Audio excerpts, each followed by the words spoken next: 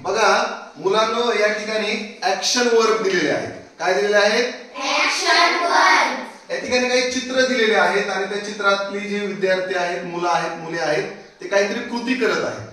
त्याच्यावरून आपल्याला काय, ते कोणती कृती करत आहेत ते ऍक्शन वर्ब आपल्याला शोधायचे आहेत. सांगणार ना मग? बघा, पहिला आहे, कोणता आहे पहिला? रन. दुसरा क्लीन. हा डान्स. हा walk. Cry cry. Crawl crowd. Fight fight. Laugh. Laugh. हा मुलगा सायकल चालवतोय. मग काय आहे तो? राईड. राईट.